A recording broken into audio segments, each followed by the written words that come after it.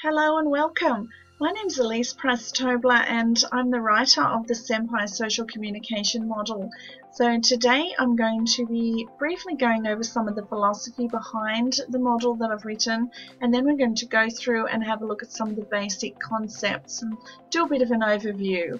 So welcome, let's get started. What happens if you ask someone if they're okay and they say no? What if there's a solution? I had an idea to empower people to change their own world.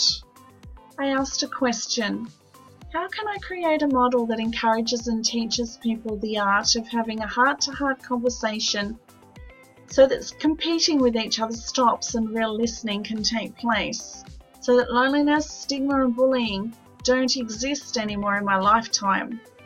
This idea matters. It matters because people need personal equality and freedom to thrive. The silence and imbalance of power needs to be stopped so that we all feel heard, validated and understood while honouring each other. Imagine if people could learn to speak freely and honestly with a strong voice about why they feel the way they do and what their individual needs are, while also believing that they will be heard when they do this. This concept has the power to change the world. I had an idea how to create this. For the past 4 years, I've been writing the SEMPi social communication model. This model covers all aspects of daily mental and physical health with an easy to learn and use system. We need you. We really need your help and support so that we can get the model out to the people who need it the most. The model has been designed with an altruistic pay-it-forward philosophy. The model can then be passed on to the next person, where it can be used reciprocally or within a group. People can actually learn SEMPi and then pay it forward themselves. This creates an amazing pay-it-forward SEMPi chain that seeps into the community at a grassroots level.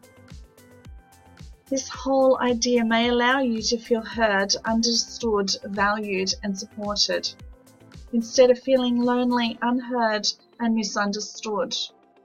This model also teaches people how to become empathic towards another person. So what will you get out of supporting this model? You'll be part of a model that ignites a cascade of paying it forward, helping to make life better for others, to help advantage them. Practicing altruism activates regions in the brain that release pleasure chemicals, making you feel great. You'll be helping to inject the world with love and empathy through the selfless act of giving your time to another human. A warm and fuzzy feeling will stay with you after your kind act. You can also bear witness to the petals of somebody else's heart opening. What will your support do? Well, basically, by you learning this model, you can then form your own groups under 10 people at a time, because there's a copyright on the model. Any more than 10, just get some permission from me to use it and ask, and I'll send you the resource booklets that actually accompany this model so that you'll all have your own booklet each and you'll be able to just refer to that. So just by teaching people how to use the model, it's a pay it forward model, as you know, and then they will go on and teach the next person. So next time somebody says to them, "Are you okay?" or you say to them, "Are you okay?" and they say no, you'll actually be able to then take the next step. Well, how's your SEMPi? And you can go through the questions. So having said that, now let's jump in and actually go over the model. Okay, so now I'm just going to shrink myself down and we'll have a little look at the slides and I'll briefly run through them with you. So here's our first slide. So basically what happens if you ask someone if they're okay or they're alright and they say no? So welcome to the SEMPi free community presentation. So these are the slides that I teach people with, and we can just go through now and just have a little look at the philosophy behind it. So let's look at slide number 3. So basically this model is written for all community members from age 3 to adult from all walks of life. So the new model teaches everyone aged 3 to adult the art of having a heart-to-heart conversation so that competing with each other stops and real listening can take place.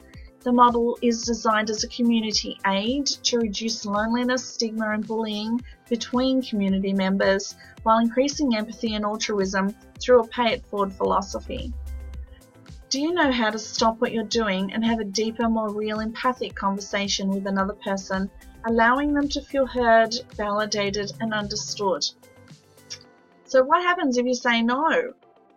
Let's have a little look. So instead of "Are you okay?" I'm actually suggesting an alternative question.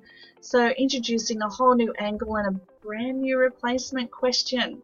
So how is your SEMPi is the question that I'm proposing. So it's a deeper, more real invitation asked by one person to another. Now if we jump down, we can see the SEMPi entry words stand for sleep and safety, E for emotions, M, meet your needs, P for physical body, and I for inclusion. So the main idea of the SEMPi model is to allow the sharer an opportunity to identify what's upsetting them by using their own words and voice. So the sharer speaks to the listener. That's all who's involved in this conversation. There's nobody else. Just the two of you. And let's have a little look at slide number 8. So we have a look at the entry words for sleep and safety, which is the first letter S, which is blue. So how is your sleep overall? So if I'm asking you how's your SEMPi, basically from this point we start looking, we divide up the acronym into 5 separate letters. So if I'm asking you how's your SEMPi, the first thing we look at is how's your sleep. And then if I had the booklet in front of me, I would share it with you and we would looking at how is your sleep overall, were you in a safe, stable environment. Then we go on to the next question, which when you started to go to sleep, what thoughts alerted you? Was there a thought that stood out or more than one? Did you interpret the thought to mean anything? So you can read the rest of the questions in your own time, just pause the tape. But basically what it is here at the moment is if I was to use an example on where to use sleep and safety and where it could possibly come in within community. So say for example we had a really stressed out mum with the kids. She's been at home all day. There may be a little bit of tension in the marriage. So how was your sleep overall? So you could ask her that, whether she's sleeping, whether she's worrying. So those sort of questions would come into this. Were you in a safe, stable environment? So that can cover a whole range of things. So safe as in, sure, you've got a roof over your head, or the real estate agent has issued you with an eviction notice. So that's the sort of things that we look at then. And then when you go to sleep, what thoughts alerted you? So this is really important because when you're first starting to go to sleep, often we're tossing and turning and trying to sort of think about what is going on. I'm trying to get to sleep, but I've got these thoughts going through my head. So often this is an indicator of a good time to good thing to talk about at this time. So basically anything that's going through your head at this point would be a good place to start here. So, and then you say, was there a thought that stood out or more than one? So you can see where this is going. It's just getting the person to actually open up about sleep safety. So let's have another little look. Now in the other tutorials I go through letter by letter, so you can have a look at the other tutorials and pick which one that you might like to study a little bit deeper. So how are you feeling emotionally? Now we're looking at the entry word emotion. So this is E, represented by the colour red. So how are you feeling emotionally? So if we take the woman who's at home looking after the children, very, very important job, so many different things to remember, so many different hats to wear, so many things to think about. And so how are you feeling emotionally? And sometimes the woman will have been in a career previously, or has had to stop a career, or is trying to juggle a career at the same time. So there's a whole lot of emotions that can be mixed up within this question. So is there an emotion that's alerting you? Is there more than one? So you see, these questions are an invitation to explore that between each other. So can you feel where the emotion's coming from? So basically that's asking you, is there actually a particular event that's triggering these, or a particular thought that's triggering it? So can you speak the words around the emotion? Now some people are very, very good at answering these questions, and others it's the first time that they've seen them. So you may need to just give them an example of your own, or just give them a little bit of prompting. But remember, this is not a counselling model, so you're there as the listener at this point. So M, we're looking at yellow, which is the entry word, meet your needs. So basically this covers eating, drinking, clothing, and basically any basic needs that you have as a human being for a good, night's sleep, a good day, anything like that. So have you had enough to eat and drink today? Do you have a stable home life? So that's about your housing. So do you have supportive friends and family to support you basically if something's going wrong in any of those areas? Do you feel safe and free to express your needs? So this question is a little bit for people who may not be used to speaking their needs, or maybe living in a relationship where they're not feeling like they're being heard, or any time that their opinion is spoken up, they may feel shut down. So basically that's what this question's around. Do you have any other needs that need meeting? So sometimes the primary need is not always the only need. So sometimes there's a secondary and a third and a fourth. So that's kind of where this is going here. And right over here in the corner, if I move this across, so we work through, are you feeling calm or do you need extra support?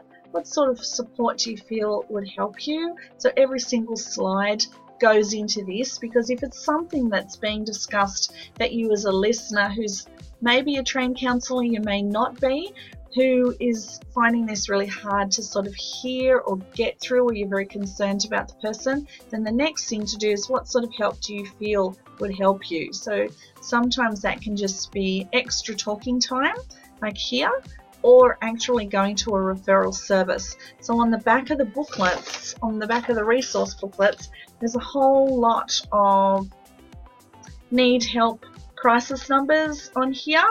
So absolutely get professional help if this is not enough for you or the person that you're sitting with at the time, or it's tapping into some of your stuff and potentially triggering you as well.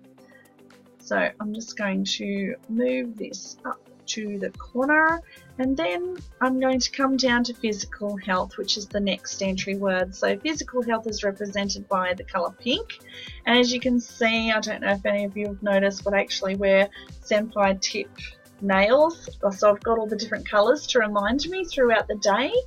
Blue, pink or red, yellow, purple and green. So at the moment we're sitting on pink. So I do this because people actually ask me, oh, why have you got your nails coloured all those different colours? And then it's an opportunity for me to discuss the SEMPi with them. So sometimes I can also use it to ask people if they want to come in and go on my SEMPi Conversations channel on YouTube. So, and then I do the real life conversations with people in the studio with me here, and we talk about how's your SEMPi on, like for them, at that moment. So that's very interesting. They're very brave people who are coming in here to help me with that, and then they speak very honestly. So if you want to see people from all different age groups, all different careers speaking and answering the model How's Your Senpai and actually going through it with me, if you'd like to see that, jump on and have a look at Senpai Conversations. So let's go back to physical health. So how's your physical body feeling? So often we can become a little bit down when we're managing pain, or if we're not recovering, or if our bodies are breaking down, or we're, coming across somebody who's really, really unwell, potentially dying. So, and a lot of the time, this is a very hard place for people to sort of sit and have a conversation with someone. So this teaches you sort of how to have the deeper level about the physical body. So if they're willing to have this conversation, you could show them the model, and this is particularly good for people who are in nursing homes or recovering from operations in hospital and not feeling heard at all, apart from the nursing staff, who are also always wonderful, but they don't have time sometimes to actually sit with people. So this is where you come in. So basically, you can ask them, is there an area that stands out, or is there more than one? So are you managing pain? If so, is it under control? So if it's not, sometimes you can invite a conversation with the nurse, and maybe the nurse can then refer to the doctor at this point. But it's just about having the conversation. It's not about you controlling the person or taking over or anything like that. It's just helping them to speak some words.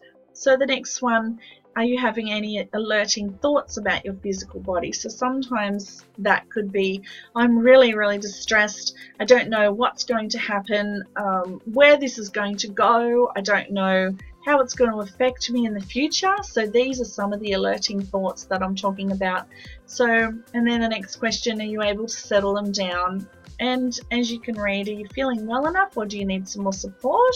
What sort of support do you feel would help you? Do you need some extra talking time or a referral service? So you can go and look into referral services in the hospitals or the hospices or the nursing homes and see who's around. There's a lot of support staff, if not relatives, priests, whatever it is that this person wants, but at least this is giving them an opportunity to actually have a voice.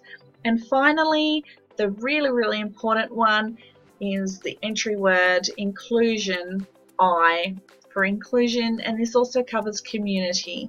So I work in community and I see a lot of people who are alone, isolated. It's very, very difficult for them, and loneliness is taking over as one of the biggest killers of people across the world. So this model is actually trying to address that as well. So some of the questions here are you feeling like you're part of a community? If not, are you feeling alone? Is this upsetting you? What does it feel like? Where is it coming from? So can you ask your body, what is it connected to? So sometimes some of the answers that I hear when I ask how's your senpai and we look at the letter I is, okay, so nobody's come to visit me for a week. I haven't seen anybody. Like the Meals on Wheels person turned up, or if it's a mum with a new baby, or if somebody's died and then they've had 2 weeks of lots and lots of flowers and tons of casseroles and everyone's supporting them in a good scenario. And then all of a sudden everyone's gone back to their lives, and the person who has been left alone is often still grieving. And we see this a lot across community with all ages, including children who've lost loved ones, teenagers who've lost loved ones. And so it's a really good idea to step in and be mentors and support at this time, and just keep going in and saying, how's your senpai? Let's go through it. So next question, would you like to develop some new friendships? So sometimes not applicable for someone if they've died, but somebody who's feeling very, very lonely and disconnected from community might like to look at all sorts of groups out there in the community. There are so many of them, and for all different ages. So are you feeling internally settled, or do you need some extra support? So sometimes people, internally settled can mean a whole lot of things for a whole lot of people. So it's good to ask these questions. So at least sometimes if they speak the words, they can get it off their chests. Sometimes that's not enough. And at this point, so we talk to them about what sort of help and support do you feel would be good for you, and extra talking time or looking at a referral service. So again, professional help now at this point if they're not settling and they're really still distressed, or if they're not and they just feel like a cup of tea with you, then wonderful. In the meantime, I want to express again, this is not a counselling model. It's a stopgap solution for people just to start empowering themselves within communities, to have more conversation. Have more conversation. Be confident. Learn the model. Pass it on. I know it sounds a little weird. We're not used to the language, how's your SEMPi? We're not used to it at all. But please, please, get used to it. Please. We need to change the conversation from are you okay? Are you alright? How are you going? It's just so generic now, and it's a very difficult question to answer sometimes. So instead of running off to a psychologist, sometimes we can actually deal with this stuff ourselves. And I'm saying this from a psychotherapist's point of view with a master's degree. So I want people to start to be more empowered and less coming to me. I really, really want loneliness and stigma to be reduced. So on this point, I thank you for watching very, very much. Thank you for having the time and sitting with me and watching it through to this point. I really, really appreciate it. So go through, please have a look at the tutorials, have a look at the SEMPi Real Conversations, and I'll see you soon. Thank you. Okay, bye.